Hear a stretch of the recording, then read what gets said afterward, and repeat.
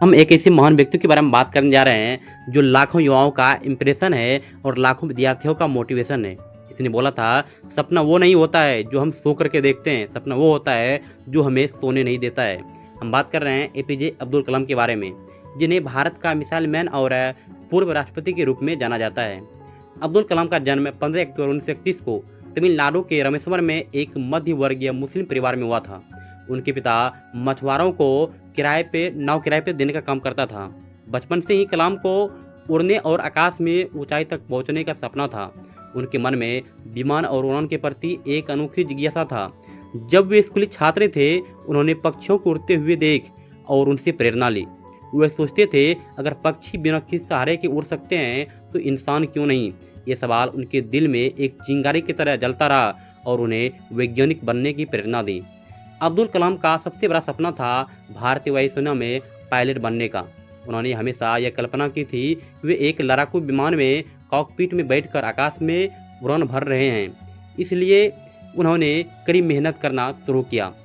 उन्होंने अपनी पढ़ाई पूरी करने के बाद भौतिक विज्ञान में एरोस्पेस इंजीनियरिंग में महारत हासिल की। अपने इन सपनों को साकार करने के लिए उन्होंने भारतीय वायुसेना में आवेदन दिया। 1950 के दशक में भारतीय वायुसेना में चयन प्रक्रिया बहुत कठिन थी। हजारों युवाओं में सिर्फ 8 उम्मीदवार का चयन किया जाना था। अब्दुल कलाम ने इस परीक्षा में भाग लिया और अपना सर्वश्रेष्ठ प्रदर्शन दिया। परिणाम आने के बाद उन्हें पता चला कि वे 90वें स्थान पर है। केवल पहले 8 उम्मीदवार को ही पायलट के रूप में चुना गया था और अब्दुल कलाम का सपना अधूरा हो रह गया। यह उनके जीवन का एक बड़ा झटका था। जब उन्हें पायलट बनने का मौका नहीं मिला तो वे बेहद निराश हुए, लेकिन उन्होंने इस असफलता को अपनी कमजोरी बनने नहीं दिया। उन्होंने अपनी हार को स्वीकार किया और खुद से वादा किया कि वे अपनी ज़िंदगी में कुछ ऐसा करेंगे जिससे देश को गर्व महसूस होगा। उन्होंने सोचा, अगर मैं पायलट नहीं बन पाया तो क्या हुआ, मैं अपने जीवन के ऐसे उद्देश्य के लिए समर्पित करूंगा जो देश और मानवता के लिए उपयोगी हो। इस सोच ने उन्होंने वैज्ञानिक बनने की प्रेरणा दिया। अब्दुल कलाम ने अपने सपनों को इस नई दिशा में लाया। उन्होंने एक अनुसंधान और विकास संगठन DRDO और बाद में भारतीय अंतरिक्ष अनुसंधान संस्थान इसरो में काम करना शुरू किया। या उन्होंने कई मिसाइल परियोजनाओं का नेतृत्व किया, जिनमें अग्नि और पृथ्वी मिसाइल शामिल थी। उनके नेतृत्व में भारत ने अंतरिक्ष और रक्षा के क्षेत्र में अभूतपूर्व प्रगति की। उन्होंने अपने जीवन के विज्ञान और नवाचार के माध्यम से देश को सेवा समर्पित कर दिया। अब्दुल कलाम की यह कहानी हमें सिखाती है कि असफलता एक अंत नहीं है। उन्हें पायलट बनने का सपना देखा, लेकिन जब वह सपना पूरा नहीं हुआ तो उन्होंने अपने जीवन को एक नई दिशा दी। उन्होंने कभी हार नहीं मानी और अपनी ऊर्जा को एक बड़े उद्देश्य की ओर मोड़ दिया। उनकी कहानी ये बात का प्रमाण है कि अगर आप किसी एक लक्ष्य में सफल नहीं होते हैं तो इसका मतलब यह नहीं है कि आपका जीवन रुक गया है। और सफलताएं हमें मजबूत बनाती है और हमें वैकल्पिक रास्ते खोजने के लिए प्रेरणा देता है। अब्दुल कलाम कहते थे, सपना देखो और उन्हें पूरा करो। मैं आप सभी युवाओं को एक संदेश देना चाहता हूँ। यह संदेश है अपने जीवन में उद्देश्य की पहचान करना।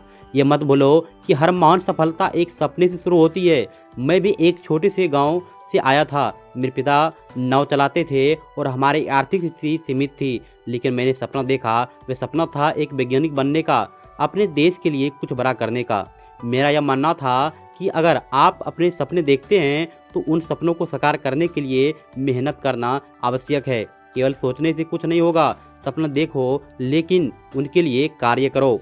आप में से कई लोग अपने जीवन में सफल होना चाहते हैं, लेकिन सफलता केवल उन लोगों को मिलती है जो लगातार कड़ी मेहनत करते हैं। मैंने भी अपने जीवन में कई बार असफलताओं का सामना किया। जब मैंने भारतीय वायुसेना में पायलट बनने के लिए आवेदन किया तो मुझे असफलता मिली। मैं 90वें स्थान पर था और केवल 8 लोगों का चुना हुआ था। ये मेरे जीवन का सबसे बड़ा झटका था, लेकिन मैं रुका नहीं। मैंने अपने सपनों को नए रास्ते दिए। मैं वैज्ञानिक बना और मैंने मिसाइल टेक्नोलॉजी में भारत को आत्मनिर्भर बनने में मदद किया। मैं आपसे कहना चाहता हूँ कि असफलता से डरना मत। असफलता का मतलब अंत नहीं है, इसका मतलब है पहला प्रयास। जब मैंने SLV-3 मिशन का काम शुरू किया था, वह लॉन्चिंग के दौरान विफल हो गया तो मैं पूरी तरह टूट गया था। लेकिन मैंने वरिष्ठ अधिकारी सतीश धवन ने मुझे सिखाया कि असफलता जीवन का हिस्सा है। उन्होंने मुझे सिखाया कि असफलता केवल तब मायने रखती है जब हम उससे सीखने में असफल रहते हैं। अगर आप किसी क्षेत्र में सफल होना चाहते हैं तो असफलता को अपना मित्र बनाना होगा। यह आपको मजबूत बनाती है और जीवन के प्रति एक नया दृष्टिकोण देती है। सपने बड़े देखो, हमेशा अपनी सोच को बड़ा रखो। अगर आप अपने सपने को सीमित करेंगे तो आपकी सफलता भी सीमित हो जाएगी। बड़े सपने देखो और उन्हें साकार करने के लिए योजना बनाओ। ज्ञान की शक्ति है। अगर आप दुनिया में कुछ बड़ा करना चाहते हैं तो ज्ञान प्राप्त करना सबसे महत्वपूर्ण है। पढ़ाई में रुचि लो, नई कौशल सीखो और अपने क्षेत्र में विशेषज्ञ हासिल करो। कठिनाइयाँ जीवन का हिस्सा है, लेकिन सच्चा विजेता वही होता है जो हर कठिनाइयों के बावजूद हार नहीं मानता। हमेशा खुद को विश्वास रखो। मैं हमेशा युवाओं से कहता हूँ, अपने जीवन को केवल व्यक्तिगत सफलता पर सीमित रखो। देश को आपकी ज़रूरत है। आज के युवा ही कल का भविष्य है। आप जिस भी क्षेत्र में काम कर रहे हैं, ये सोचो कि आप अपने देश के विकास में किस प्रकार योगदान दे रहे हैं। हमारे देश को महान बनाने के लिए शिक्षित और प्रेरित युवाओं की आवश्यकता है। जब आप अपने ज्ञान और मेहनत का उपयोग देश के लिए करेंगे तो आप न केवल अपने सपनों को पूरा करेंगे बल्कि करोड़ों लोगों के जीवन को बेहतर बनाएंगे।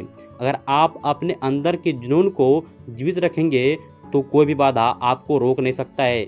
जीवन में कई बार ऐसा होगा जब चीज़ें आपको अनुसार नहीं होगी, लेकिन यह मत भूलो कि आपके अंदर वह शक्ति है जो किसी भी कठिनाइयों को पार कर सकती है। आपके पास असीमित संभावनाएं हैं। आपके अंदर की आग को बुझने मत दो। आपकी शिक्षा और सफलता केवल आपके लिए नहीं है। जब आप एक सफल व्यक्ति बन जाते हैं तो समाज के प्रति आपकी जिम्मेदारी और भी बढ़ जाती है। मैंने अपने जीवन को विज्ञान और शिक्षा के क्षेत्र में समर्पित किया, लेकिन मेरा असली उद्देश्य हमें समाज की सेवा करना था। मेरा आपसे अनुरोध है कि जब आप कुछ बड़ा हासिल करें तो ये सोचो